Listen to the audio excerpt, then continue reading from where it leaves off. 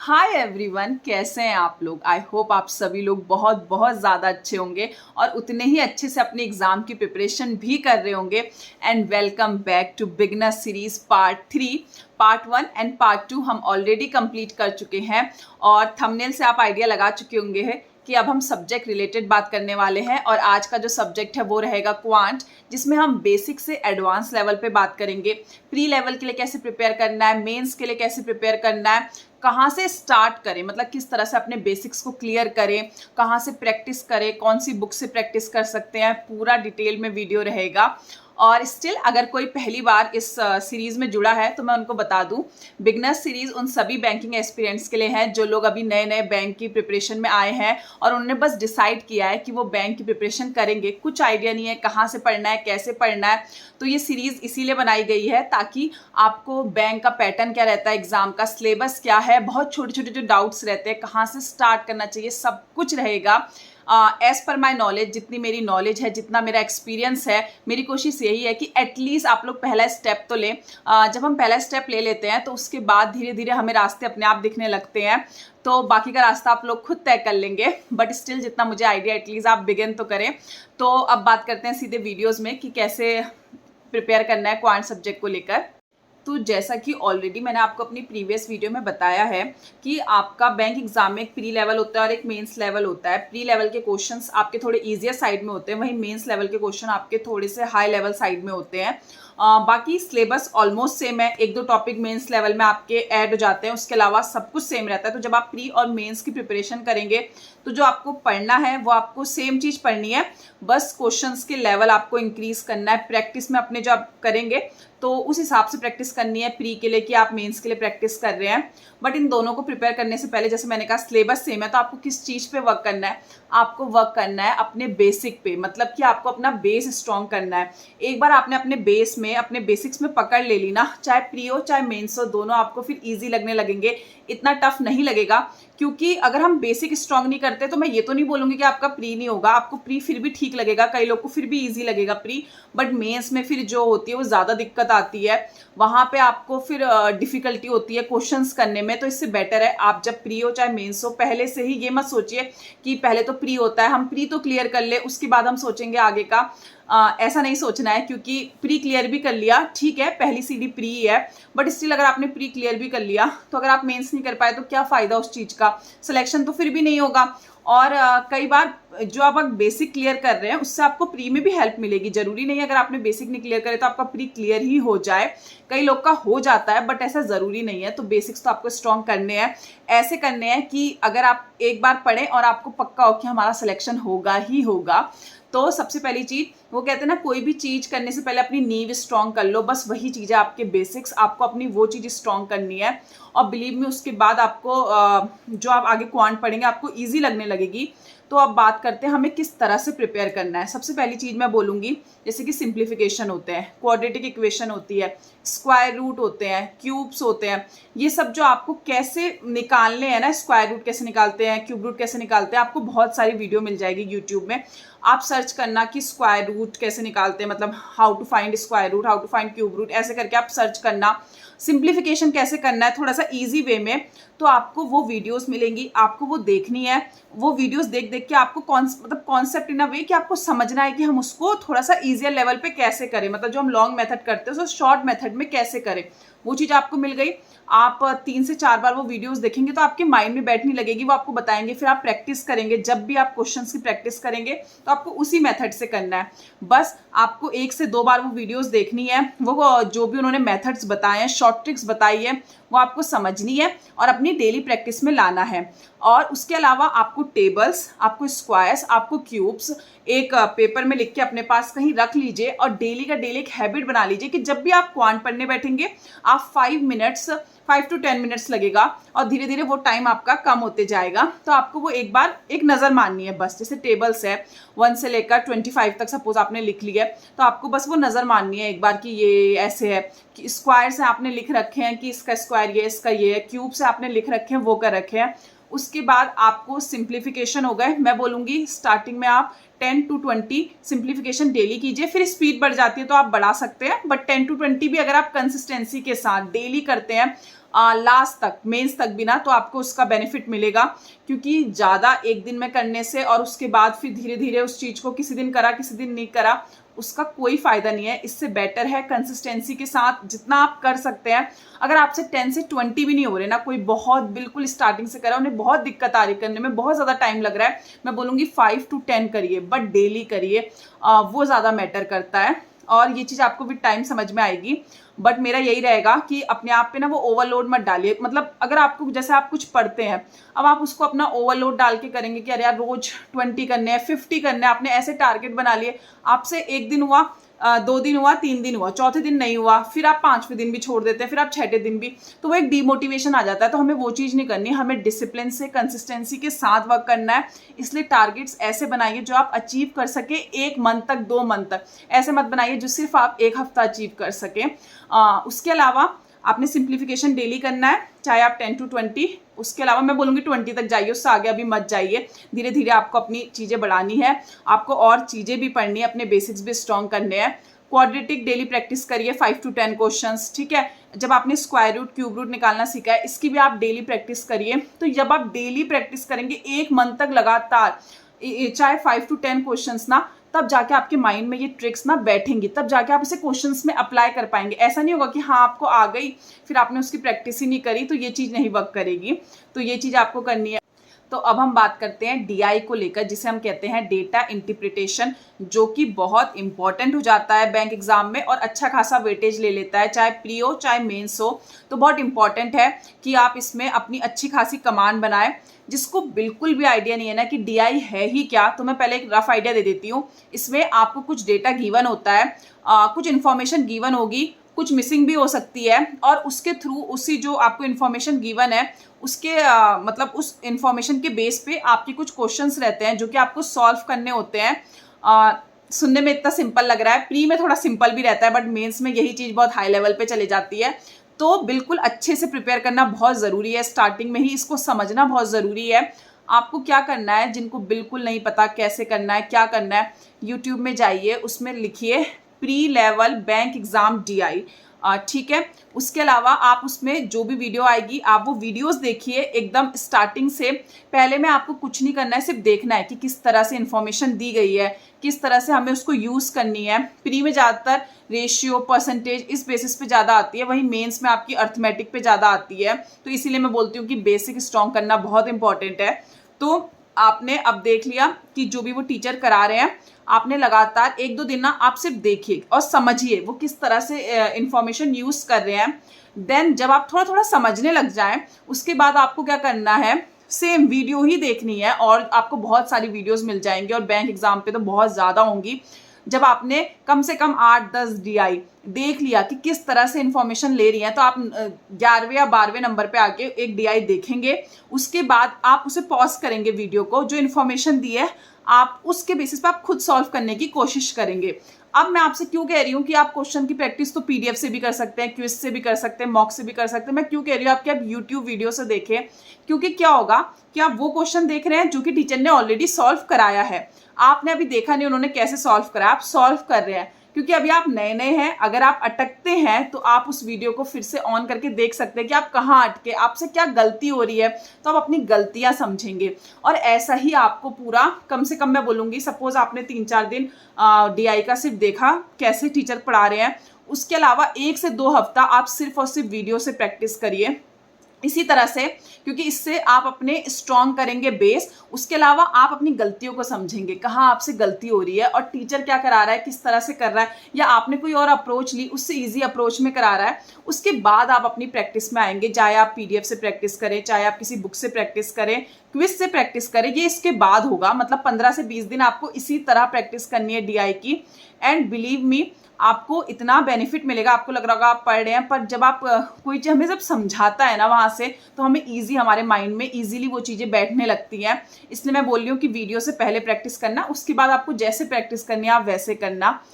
अब बात करते हैं अर्थमेटिक को लेकर, कैसे हमें अर्थमेटिक प्रिपेयर करना है, जो कि बहुत इंपॉर्टेंट रोल प्ले करता है। प्री में एक बार के लिए आप थोड़े बहुत अर्थमेटिक सिंपल टॉपिक कर लेंगे तो चल जाएगा, लेकिन मेंस में बिना अर्थमेटिक के मुझे नहीं लगता चल सकता है। अगर आपको पक्का चाहिए सिलेक्शन, तो अर्थमेटिक पे तो अपना बेस बनाना बहुत ज़रूरी है। अब आपको अर्थमेटिक कैसे करना है, ऑलरेडी मैं सिलेबस दे चुकी हूँ, तो एक एक करके टॉपिक उठाने हैं।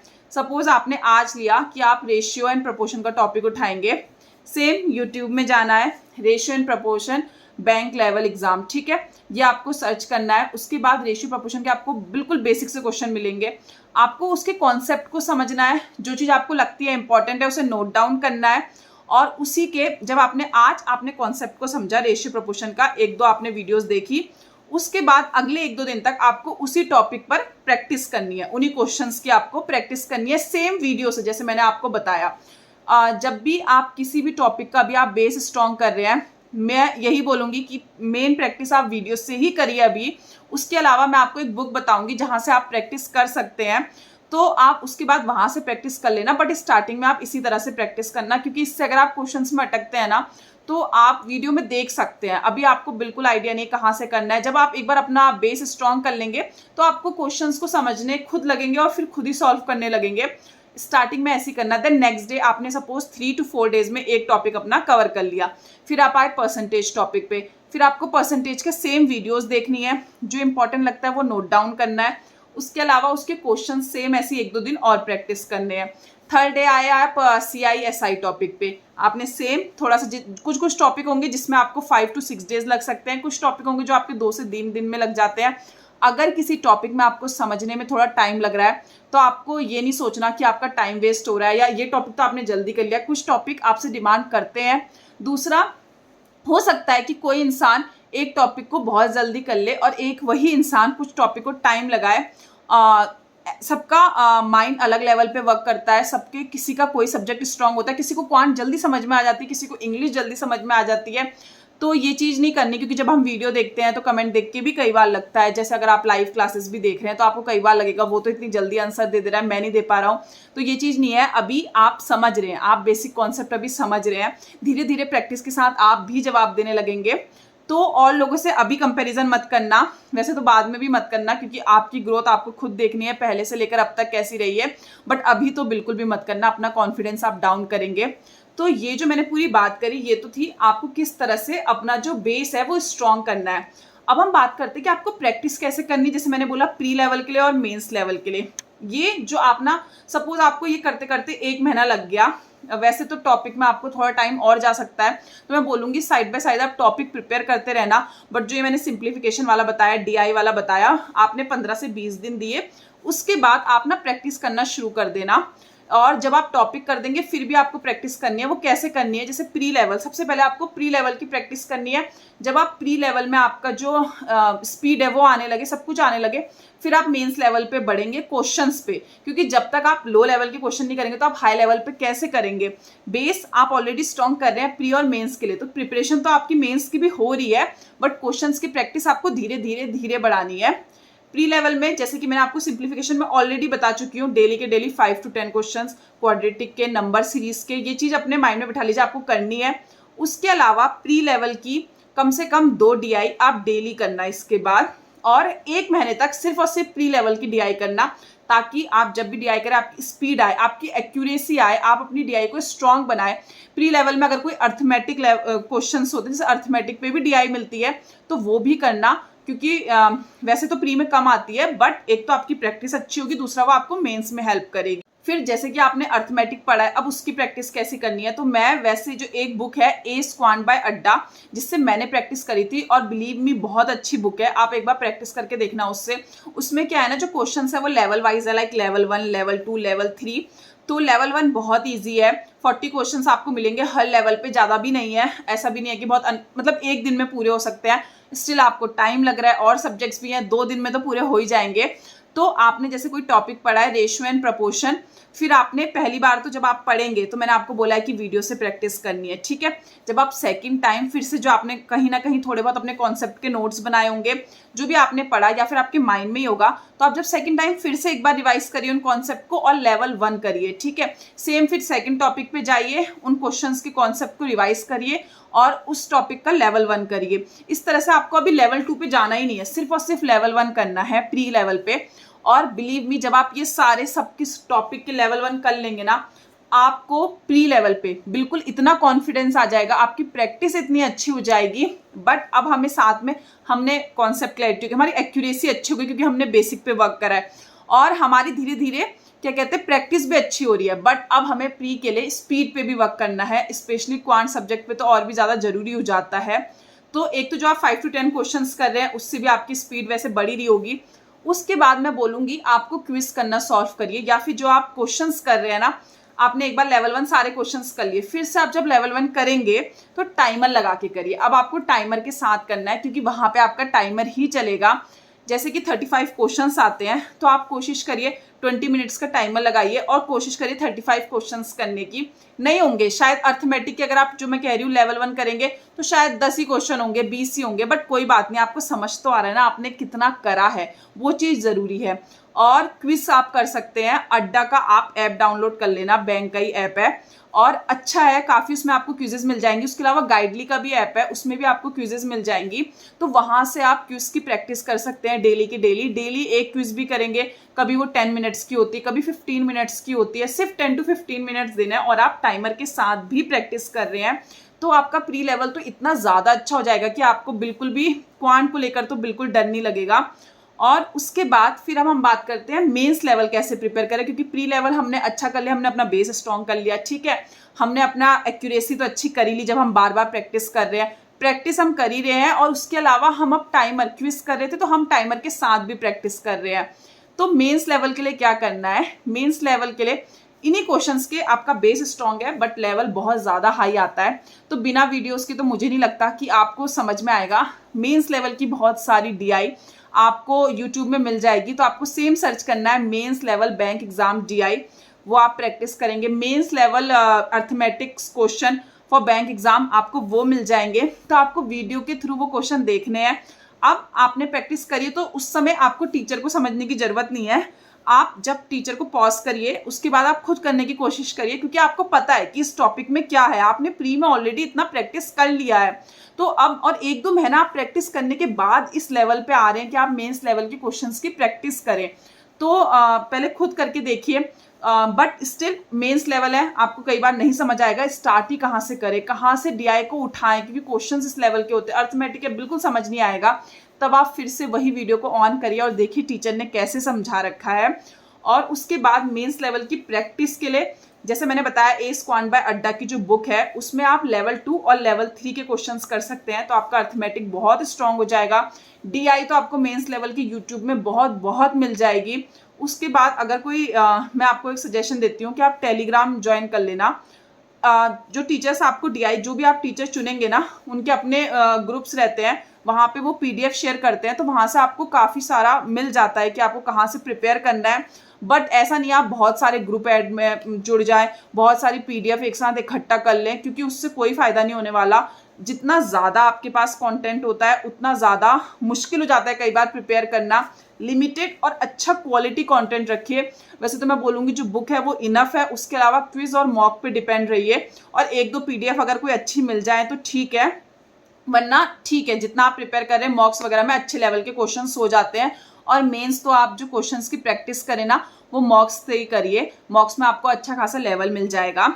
और मॉक्स कोई खरीद लीजिए, उसके अलावा उसकी प्रैक्टिस करिए, उसमें टॉपिक वाइज भी रहते हैं, वाला भी रहता है, तो जो भी आपको बेटर लगे। एक सजेशन मैं और दे देती हूँ कि कई बार आपको समझ नहीं आता किस टीचर से पढ़ें, कैसे पढ़ें।